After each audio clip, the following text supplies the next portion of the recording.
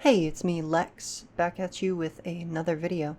This one is a overview of how to run a Pathfinder 2nd Edition game in Foundry Virtual Tabletop.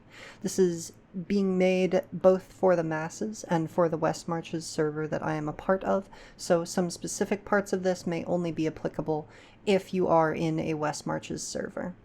We're going to start off with how to operate Foundry virtual tabletop. That's step one of building an event. Foundry is our virtual tabletop of choice because it has official and very good integration with the Pathfinder 2nd Edition system. When you first log in, you should be met by some sort of splash screen. Here we have our own custom one. You'll have a blank macro bar down here. This is where you can put specific actions that you want to be able to execute with the press of a button. If you have some know-how with coding, you can also do some fun stuff there. On the left here, you have the various controls. This first one is token controls, so you can use the default option to select tokens with a drag box. The second one lets you target. However, that is easiest done by hovering over a token and pressing T. We'll get into that more later. We have a measure distance ruler in the third slot here, which is very useful for trying to kind of measure distances for spells and things like that. And then we have things like the world clock, finding tokens, raising your hand. If you have that module, none of those in particular will be of super importance to you. What will be are the measurement controls, and what this should be labeled as, in my opinion, is templates. The first one allows you to place templates for things like bursts. The second template is for cones. The third template is for cubes. And the fourth template is for lines. Then the third slot is for tile controls. This is a bit more of an advanced feature. If you wanted to be able to lay part of a map over the actual map, for example, say maybe there was a hallway that was filled with steam and you wanted it to appear like it no longer had steam going through it, you could put that steam hallway on a tile and then you could make it invisible when they remove the steam. The drawing tools shouldn't be necessary very often, but they allow you to create custom lines and shapes. There are a few presets like rectangles, ellipses, polygon drawing, and the freehand. As well, you can add text, and you have a selector up top. Wall controls, these are more important. There are several types of walls. The default one here with the 3 lines is for basic walls. People can't see through them, they can't move through them. The terrain walls, as you can see, all of these will have little preview boxes that also give you a live view of what it is. Terrain walls only prevent seeing through them if there are 2 of them. So it allows people to understand that, say, a pillar is a pillar by showing what it is, but it remains preventing people from seeing on the other side of the pillar, instead of it just appearing like a black box, which is what it would if you use normal walls. Invisible walls is useful for things like windows. They're walls you can't move through, but you can see through. Ethereal walls are walls that block sight and hearing, but not movement. So this would be useful for things like curtains. Doors are sections of wall you can put down that players can interact with to open and then be able to pass through. And you can also lock them by right-clicking their icon. And then secret doors are just doors that you can't, that players can't automatically open. Here in the lighting controls, we have the ability to place down lights. You drag them out to make the light effect wider, and then you can get into their specific settings, which are a little more complex if you double click on them. It also allows you to adjust the overall darkness of a scene on the second button here from dark to bright. And it allows you to toggle GM vision in the third slot so that you can see things just as players would.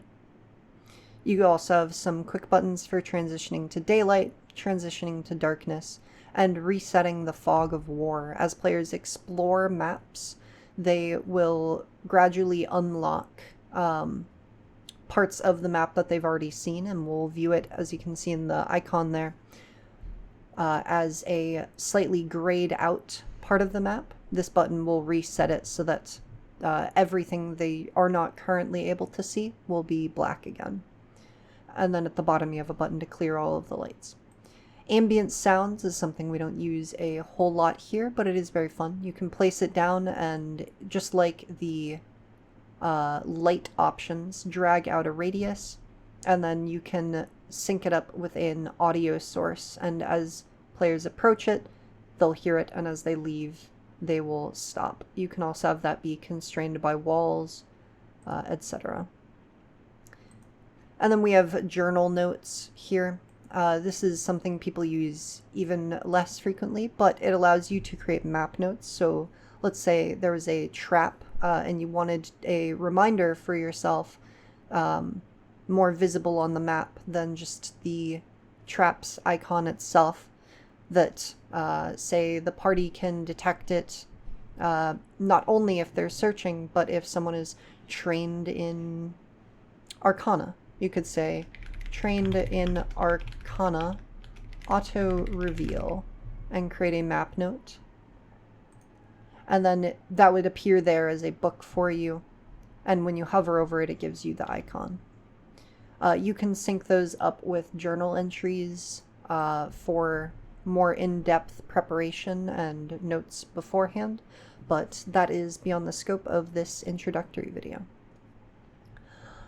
Moving from the left over to the right, the first category here is chat messages. This is where many things you do in the Foundry are going to occur.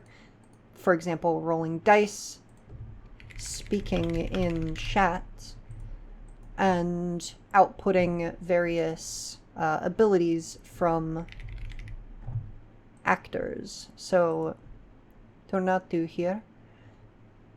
If I press the chat button with tandem movement, it posts it to chat with the description. The second slot here is the encounter tab. This is where you will be maintaining initiative. In the third slot here are scenes. This is where you set up your event scenes that you drag people between. So for example, here we have our splash screen, the floating island. And if we go over here, this is a different scene, the Super Boss Arena. There is an enemy, and it's a whole different map. And that's where you will be creating your preparation for an event. The fourth tab here is actors. This is where you manage your various creatures, your party members, things like hazards as well. Basically anything that goes down onto the map is going to be here. This fifth category is items. This is where you can create things like effects and unique items, etc. Basically anything that is going to go onto a sheet is here. On the sixth tab is the journal. Here you can create notes for yourself, and that's where you can sync them up with the journal notes, the little map markers. You can sync those up to double click and open a note over here, so you could put down a button that you could double press to open up a room description, for example. This is something that we rarely use. Rollable tables allows you to create a table you can roll through for a random choice or random effect. Card stacks is part of the Pathfinder Harrow plugin, I believe. It does the same thing, more or less, but with harrowing. The playlists channel has various options for putting music into your Foundry. We have some pre-made playlists on our Westmarch server here, but you can import them from your Forge library. And then here, the last one before the settings is the compendium packs. This includes all of the default content that you have access to in your Foundry. And so, for example, here we have Jam and Jax's NPC Rangers module. So it has a bunch of options in here, like the level 19 Keen Explorer, etc. Various things you can drag in. Anything that you'll be taking advantage of in the middle of a session as a game master, or anything that players will be adding to their sheets that is baked into the game by default, so their classes, etc., is in the compendiums. Finally, there are the game settings. I'm not going to get too into what settings you should be using. I just have a couple of recommendations. Under the core settings, if your computer is decent, I would recommend changing your performance mode to maximum and maxing out the maximum frame rate. This will just allow your Foundry to render at the same frame rate as your monitor. So for me, that's 144 frames a second, and it makes it a lot smoother than the default. You can change font size, stuff like that. Under the Pathfinder 2nd edition rules, you can change various types of automation. We like to keep most of these on. You can limit metagame information and what players have access to seeing. Toggle your variant rules. So for example, we use free archetype. You can add homebrew elements if you get into creating your own things, and change various options, as well as various things that modules may add. For example, we use the Dorico UI, so I recommend going in here and changing these settings around to your liking so that you can get the experience that you most prefer, as you can see here with what I have.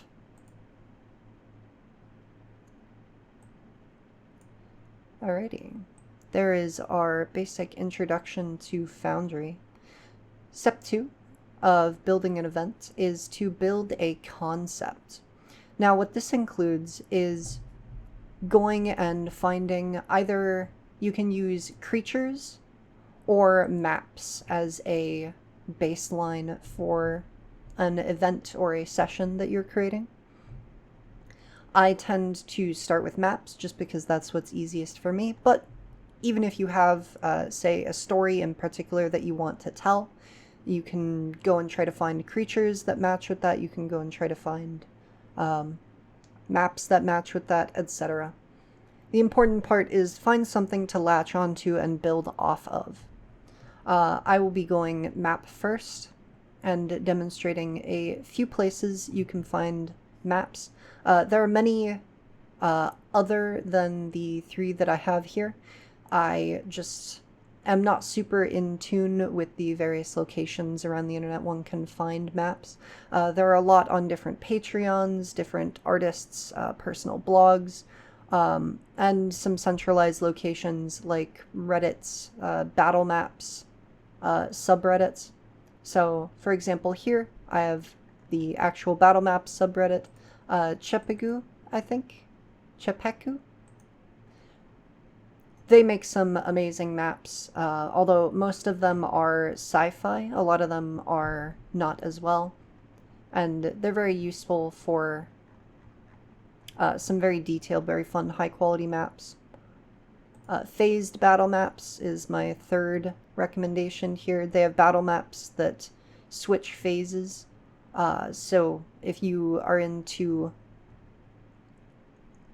doing stuff like this where the map might progress as an encounter goes along and you're willing to put in the effort to master doing that, they have a lot of options here for you. We're going to be going with this here, the Blackhold City, Prison, and Streets from Sergeant Snarf of Morphvold Press. and I have that here. I will be saving it as map. Alrighty. Step 2 of building an encounter, building an event, is to build out your concept by selecting appropriate creatures. So I will be linking all of these websites in the description below, but for example here, say you wanted to fight a lot of undead, you could go over to the trait here, trait selection here, select undead, and sort for only those. And then the same thing with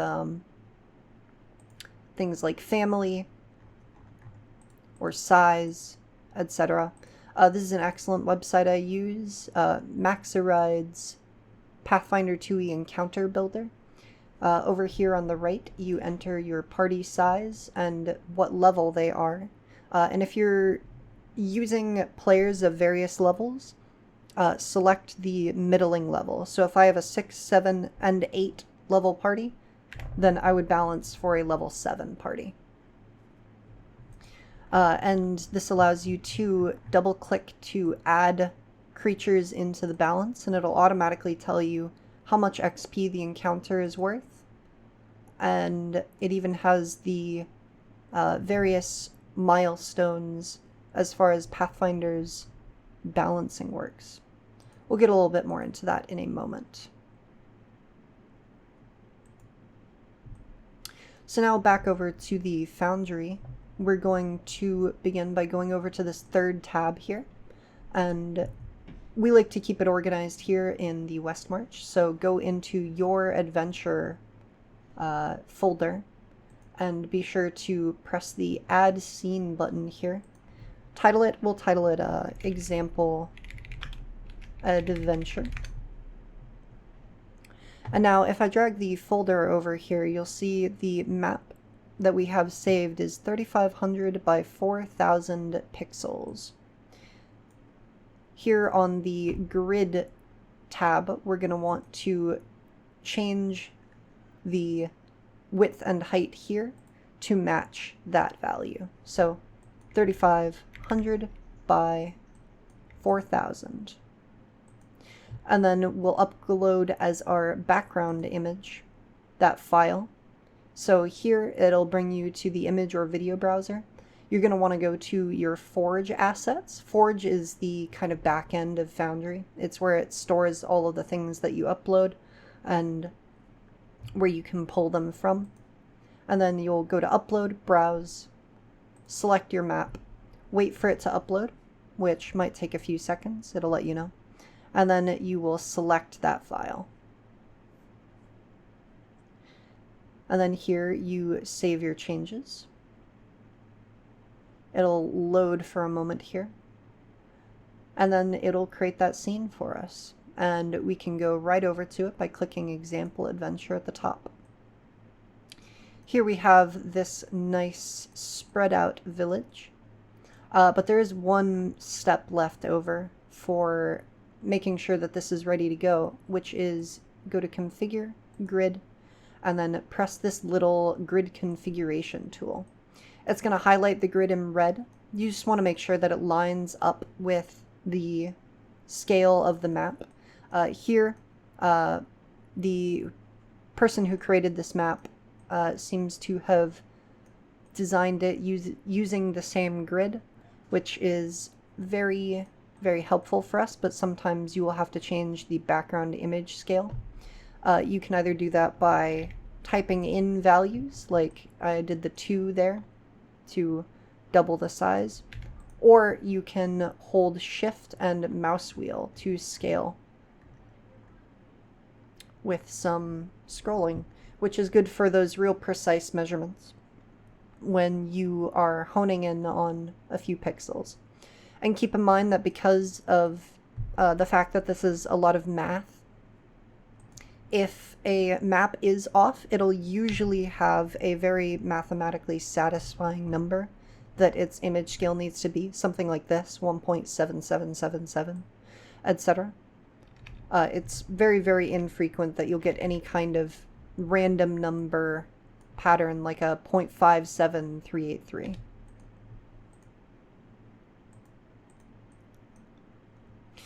Next, when setting up a scene here, you're going to need to add in walls if applicable. So I'm not going to do that for this entire thing here. But say, for example, they're going to be defending this well area, this inner area, from an onslaught at the front gate.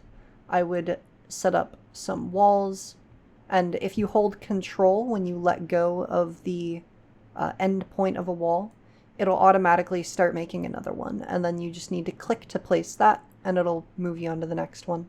Right-clicking will cancel at any point.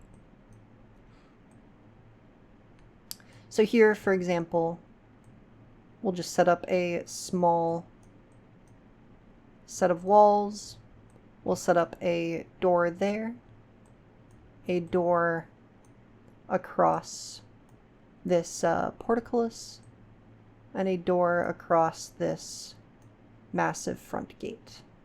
And again, you could obviously and should obviously add more walls if you were to utilize your own large map. And as you see here, these are the various doors available to players. They can left click them to open and close them. If you wanted, say, the portcullis to only be raisable from maybe a lever, which I'll move over to the drawing tool over here, you would let your players know that that lever is what opens and shuts the portcullis. And instead of placing down a normal door, you would perhaps place down a secret door, because then only you would be able to toggle it open and shut.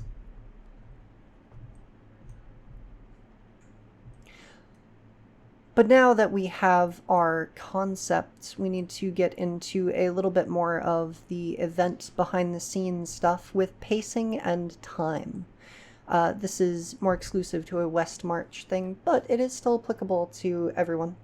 When you're creating an encounter or an event or a session, you want to be sure that you are maintaining effective pacing and time.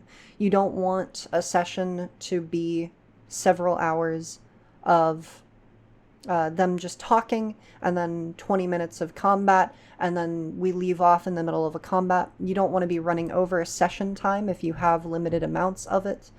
You want to keep things moving. This is important when running events as well, because obviously you need to maintain pacing with players and not let things linger for too long.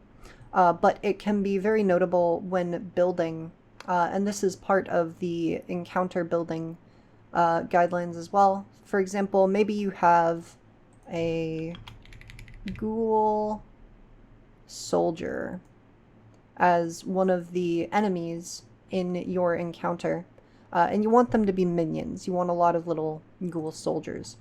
They have the reactive strike action, and this can take up a lot of time if you're repeatedly triggering and resolving reactive strikes.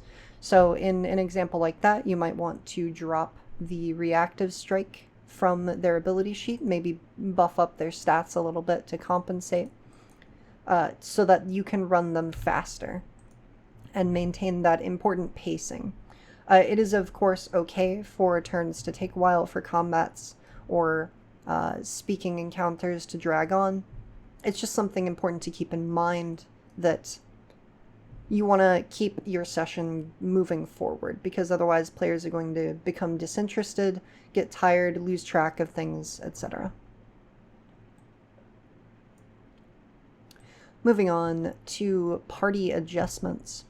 And what this means is that when you are building or running anything, ultimately, it's important to keep in mind that TTRPGs are a collaborative experience. We want to have fun as the game master, and we want our players to have fun as players. So it's important to adjust things according to what your party has access to. This is particularly important in a West Marches setting, where party composition isn't something that parties can, or groups can really build for at all. And so say we have a party of four full melee fighters. That's just how it worked out. They were the only people whose schedules lined up. We don't then want to have our entire event be flying spellcasters who are just going to rain down cantrips and spells on the fighters who have no recourse other than to switch to their backup bows and be firing up at them. This isn't to say completely eliminate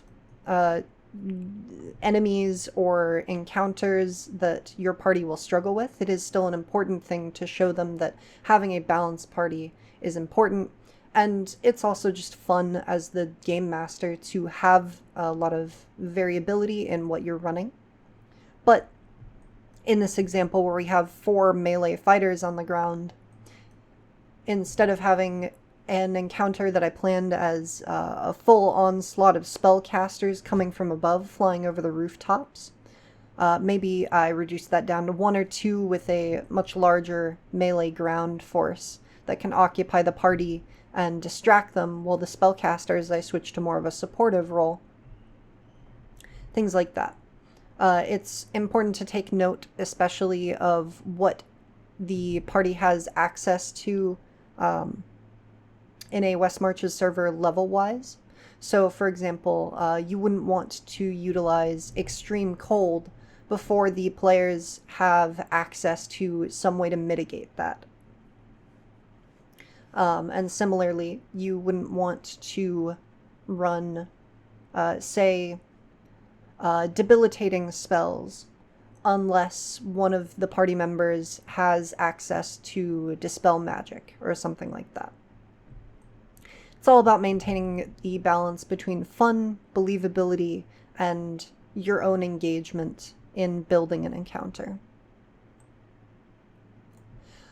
Finally, we're over to the starting an event section, and this would go for starting a session as well. It's important to make sure that everyone is on board and that you get it done quickly and on time. You and every single player should be on time and ready by the session start. If I said that we had a session starting at 14:50 and by 14:52 someone is not here or is still tinkering with their spells or is still discussing what items they should buy in preparation for the session, that shouldn't be happening. They should be ready to go. And this is a large part of maintaining pacing and time. Because if you're consistently going over, it's going to cause people to become disengaged, get confused, etc. This also does mean that you as the game master should be showing up at least 5 minutes before a session. In our West March, this means, for example, if I had Ternatsu and Scene, this means dragging them into your party folder here. This means having all of your enemies down and everything ready to go. All your notes reviewed if you have any, etc. You want to be sure that as soon as everyone gets down, you can activate the map and start reading out the descriptions. It's very, very important. Now, moving on to Section 2, Building an Encounter. This is different from building an event, because building an event is the overarching goal of an entire game, whereas building an encounter is talking about the specific inner workings of encounter building. As far as balance goes, this is one of the primary things that you want to focus on. You want to hone in on what exactly you're looking for out of your event and out of the various encounters within it. And this ties right back into the experience thing here with the encounter builder. We have a party of 2 level 9s. So if we drag in a level 8 creature, that'll be a low encounter. If we drag in another, that'll make it severe. And so generally on this list, I find it's good to take into account, of course, the general ability of the players that you're playing with. If they are tactically minded and or optimized as a party, then you should be good throwing severe or extreme fights at them with relative frequency once you're out of the lower levels. The first 4 levels or so are incredibly dangerous and swingy. I would not recommend going above severe at those levels. And I would recommend, even then, keeping severe to a low occurrence rate.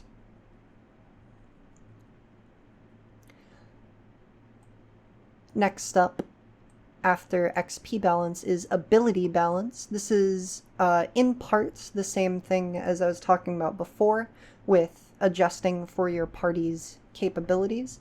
You want to be sure that your party can actually deal with the encounters that you're throwing their way. But this also has to do with combining monsters together that have particularly effective combos. I struggle to think of anything off of the top of my head, but for example, maybe a ghoul with their stench auras next to some other enemy that is immune to olfactory effects.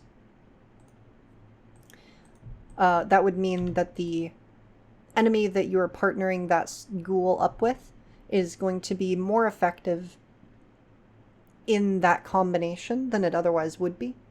There are more egregious examples of this, things that are far more dangerous. For example, with that ghoul example, I don't believe that would be particularly influential towards the difficulty of an encounter. But there are certain combinations that can get very, very dangerous very fast, and so it's good to look out for that, especially with things like spells. And that's another thing with ability balance, is when you're looking at creatures. For example, the unicorn here. Drag that down. The unicorn has access to the heal spell, and as well neutralize poison, but mainly heal at 3rd rank as a level 3 creature twice, which means that despite the fact that it's only a level 3 creature, if it had a potent frontliner with some very good armor class and damage and 2-hit statistics, this unicorn would be punching above its weight, so to speak, by repeatedly healing them for large amounts of damage. And this applies particularly with things like Nevermind, all of the incapacitation type effects. They're incredibly potent spells, and they can debilitate a party member for an entire encounter, if not longer. You want to look out for those. They can be extremely dangerous, and depending on your group, even unfun.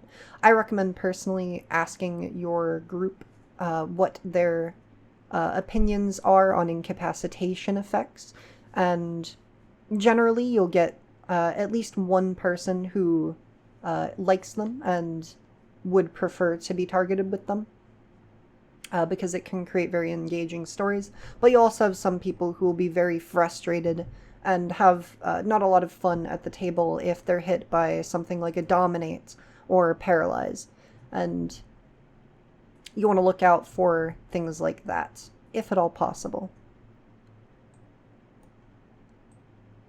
Moving on to environment balance, this actually gets broken down into 3 sections here. Firstly, we have terrain, specifically things like difficult terrain, uneven terrain, greater difficult terrain, and hazardous terrain. So, for example, this entire section here, this 15-foot cubic space of floor, if you were to make this entire thing difficult terrain, it would be obviously a much more potent choke point. If you were to make it greater difficult terrain, it would be even more so. If you were to make it uneven terrain, it would be very difficult for non-acrobatic enemies to make their way across. Dangerous terrain, maybe some lava, they open this door, it pours over them, etc. These are things to look out for and utilize, especially as the game master. When players are moving into an area, try to set up terrain and hazards, etc., that will be engaging and interesting for them, and that might shift the encounter balance towards the enemies. You want to be careful with this, of course. I would not recommend taking, say, a gunslinger 3 levels higher than the party, and then also putting them on this roof here, if the party had to push out, say, into this street. Because then the party would have to find some way to climb up. They would maybe have some difficulty with that, suffer some extreme shots from the sniper as they do so. But if you were to take some lower level enemies, it would absolutely be okay to put them on these roofs to create challenges, say as the party has to move up here, take cover against the wall by pressing up against it, sheath their stuff, climb up, draw their stuff, and then charge at the enemies.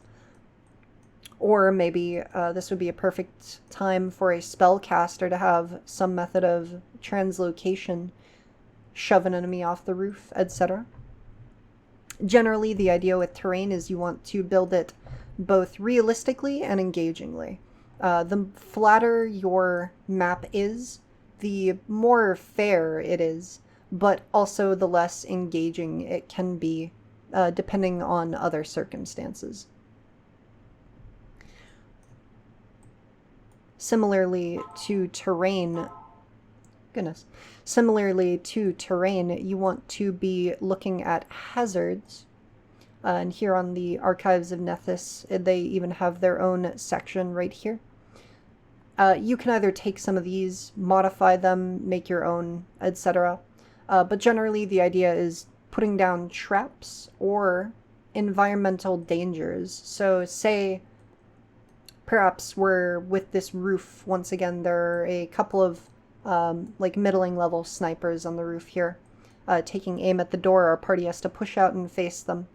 And then you could let the party know that they can either climb this wall, which is 20 feet to the roof, but doesn't have any issues, or they could attempt to lever off of the plant pot here to cut it down to a 10-foot jump, but it does seem like it might break.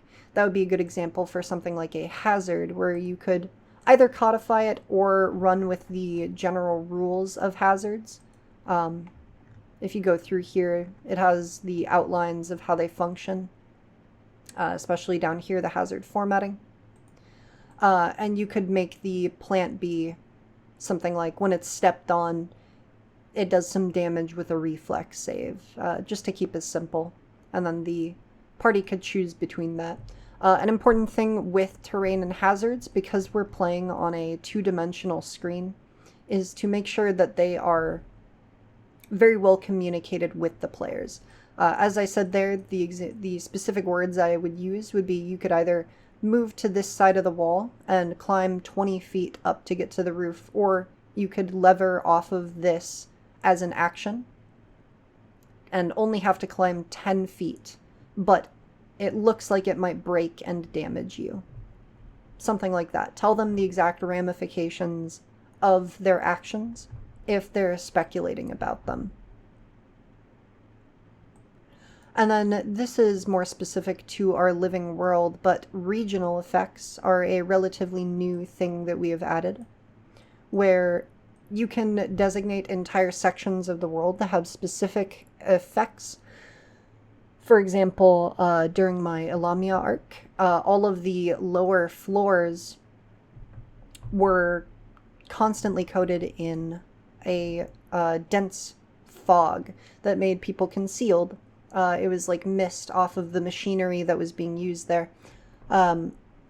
Take these into account as well, because they are part of the environment's balance. For example, in Elamia, I chose to use some slightly weaker encounters statistically, because the enemies had the advantage of being able to see through the mist naturally. They had that advantage within their own terrain. Feel free to get wild with your own regional effects and implementing them in with your own monsters. Moving on from the balance section of building an encounter to the engagement part of building an encounter, we have subsystems. There are quite a few of these in the Pathfinder rulebooks. There's a small list of them here. Victory points, influence, research, chases, infiltration, reputation, duels, leadership, exploration, vehicles. There are a whole lot more as well, either homebrewed or modified. My recommendations for ones to specifically learn are victory points, chases, and duels. A lot of the rest of these you can look into as you will, or modify appropriately. Victory points is the biggest one, because it is the framework of how pretty much all of the subsystems function. Generally, though, the idea is you set things that the party has to do, and then as they do them, they get victory points. Once they reach a certain threshold, they win. If they don't reach that threshold within a certain amount of failures or within a certain time frame, they fail. It can be very important and very engaging within an encounter to have more than just the enemies be what's at stake or what's at risk or what the party is trying to do. So say maybe, for example, instead of just defending this area for the sake of defending it, they have to defend this well as they're pulling some very important spirit child out of the well. They have like an NPC here spending actions every turn pulling the child up out of the well, and they need to defend that NPC and defend the well from being destroyed. That could be a subsystem. Or the chases subsystem, for example, allows, say they're being overrun here and the party would like to flee. Instead of just making it a pure contest of who has the most speed, you could bring it into the chase subsystem and have them make checks as they flee from their pursuing opponents. And then with things like duels, this comes up less often, but it's a framework for one-on-one combats between roughly evenly matched opponents, and it even has some special rules for spellcasting duels, which is very fun. Go wild with using subsystems as long as people understand the rules of what they're engaging with, and you don't make it too complicated.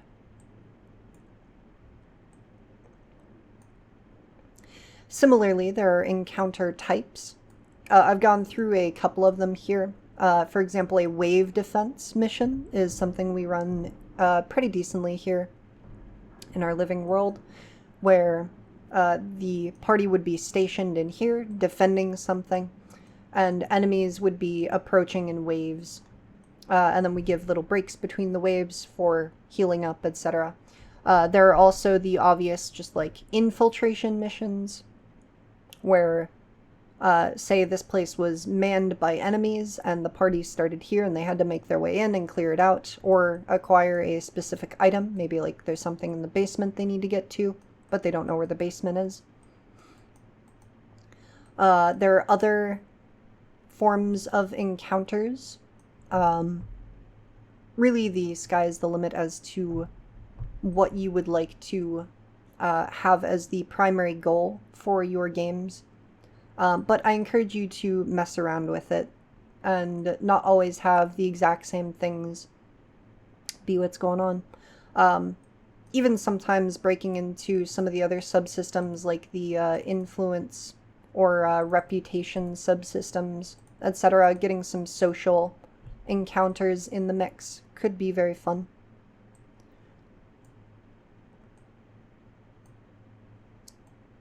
Alrighty, and that is how to build an encounter. Now, for running an encounter, this is going to be a few mostly rule-related things. So I will drag in these two seen and turn out to. They will stand here with the portcullis and the front door open. They're going to get charged by a unicorn and a couple of ghoul soldiers. When running an encounter, The easiest way to begin is what I like to do is right-click the Encounters button. You can right-click any of these to pop them out. You press the little plus here to create an encounter. Select all of the actors who are involved in the encounter, and then add them to combat here on the utility section of the bar. And then if you are the game master, you can roll for the NPCs with this little thing here. And that'll just pop it up so you can press the button right there as much as possible. The players will roll their own initiatives, add their own things, etc. They should have their exploration activities available to them before an encounter begins. Be sure to ask for those at the beginning of a session. And then you can begin the encounter.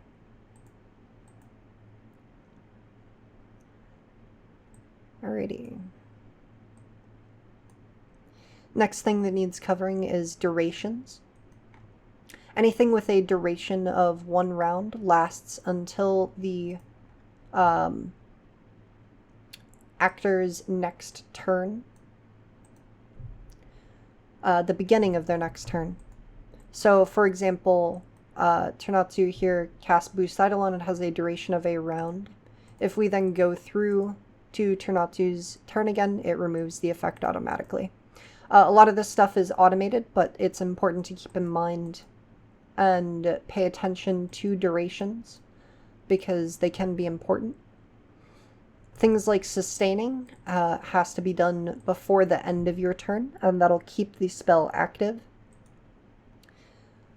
Things like persistent damage, so say Ternatsu got hit with some acid here, take place at the end of your turn, so it'll roll the damage for you here. And then you take that damage and then you make your recovery check, which has the ability to recover you from that persistent damage. As well as that, it's important to keep note of the various effects here and be sure that they're accurate. If a player falls prone, be sure that they have the prone effect before you have any enemies attack them, because otherwise they won't be off guard, or before they attack anything, because otherwise they won't be suffering their prone penalty. Similarly, whenever a player stands up, be sure that they remove the prone effect before they do anything else, etc. That's durations and effects.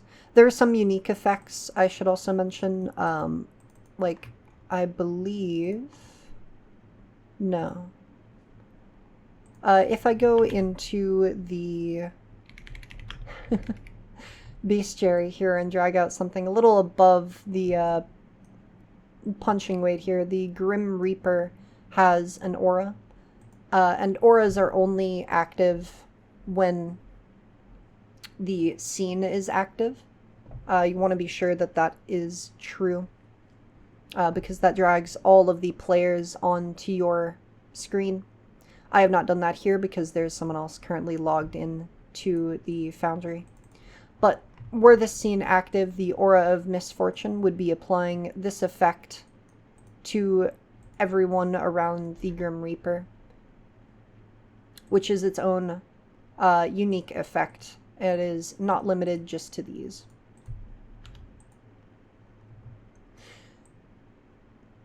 Next up is tactics. While running an encounter, it's important to maintain consistent and understandable tactics on the enemy side of things.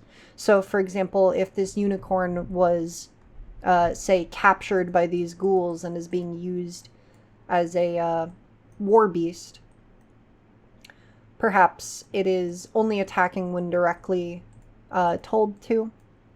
So say this ghoul needs to command the unicorn, and then it'll run up and stab at Ternatsu. But then if the party managed to defeat both of the soldiers, then the unicorn will either just immediately run away or join the party, depending on the circumstances, etc. It can also be very important and very fun to have a designated leader. So, for example, we have these ghoul soldiers, and then we have a skeletal champion right here as their leader.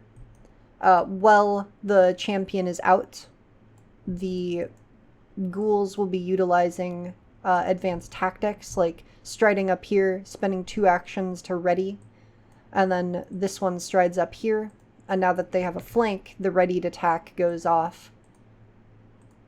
And this ghoul makes a strike against Turnatsu, the one below makes its 2 strikes against Turnatsu, etc. But then, as soon as the champion is defeated, they start using some more suboptimal tactics because they themselves are not very competent fighters. Something like that. Keeping in mind the various tactics that specific creatures would use too. So, for example, the boar has a very high speed, and the boar charge ability where it strides twice and makes a tusk strike, and then as long as it moved a specific distance, it gets a bonus. This leans more into the idea where the boar would run up with its tusk charge,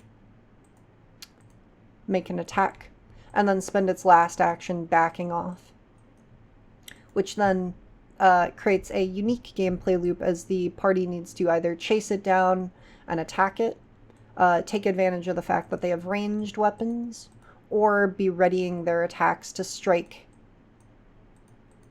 as it comes into range.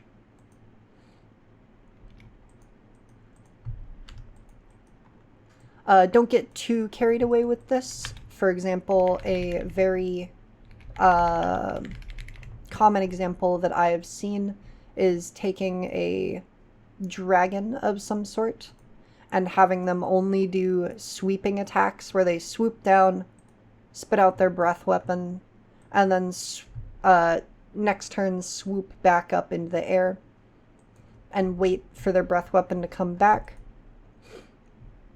We're still trying to maintain a fun and engaging gameplay loop. We just also want the beasts to be more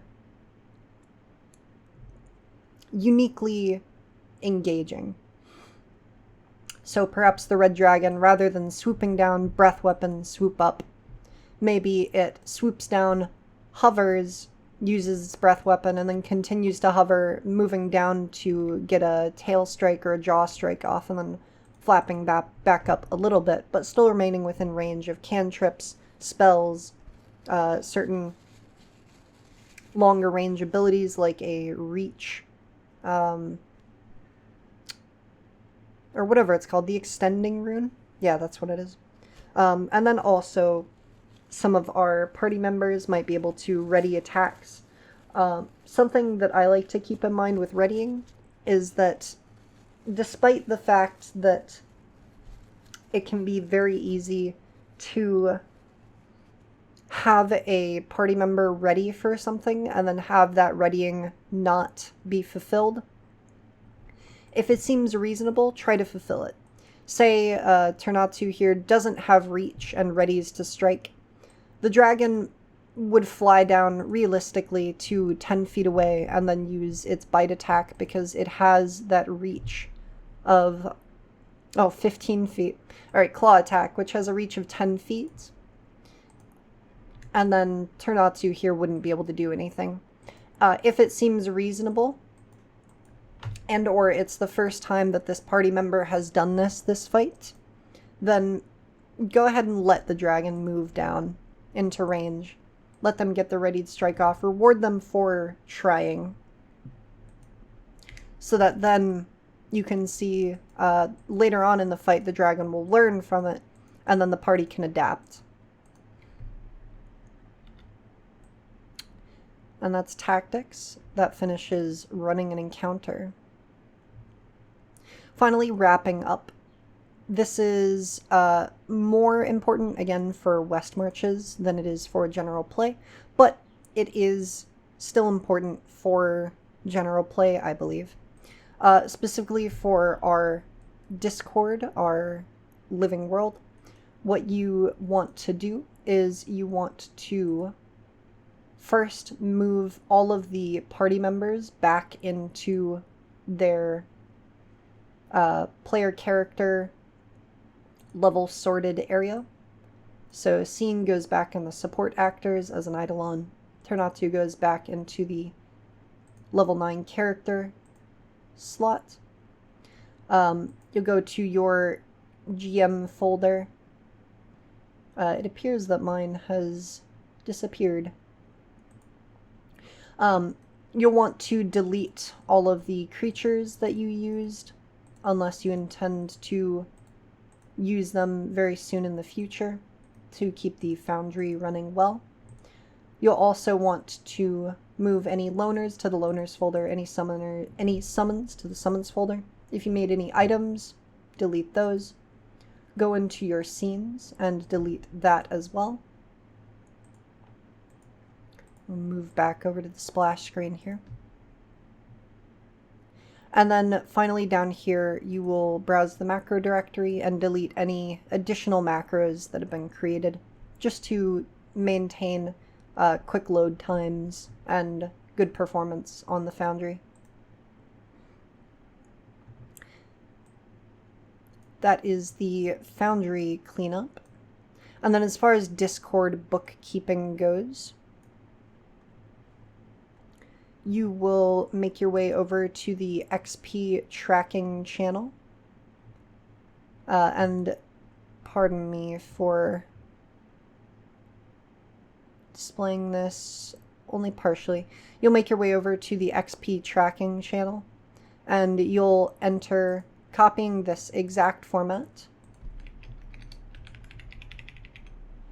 You'll paste in each of the players' ats, so say myself, the character names, so Ternatu, and then you can use Control F and look up the name of the character to find when it was most recently referenced. So see here, XP total, you'll copy that over 9, and then say the session I just ran was worth 300 experience. You'll just add that on. And you'll do that for every single player, including yourself. And as well down in the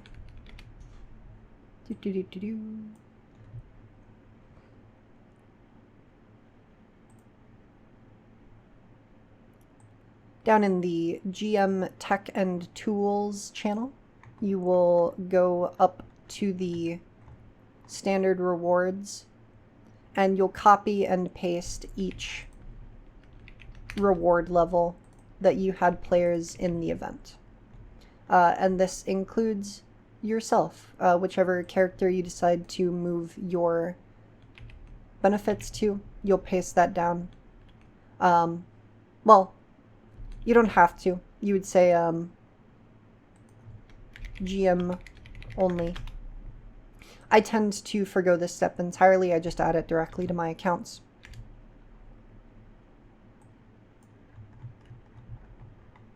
And then finally, you will go back up to XP tracking, and you will paste all of that and send it in here.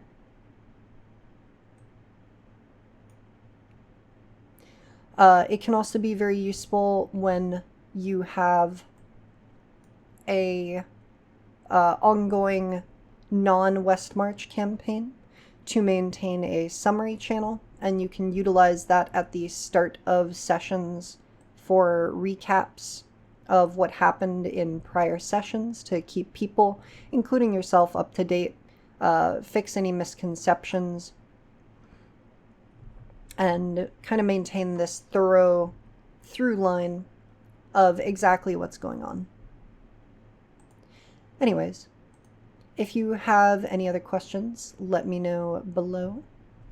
I hope this was able to help you in creating your own Foundry sessions.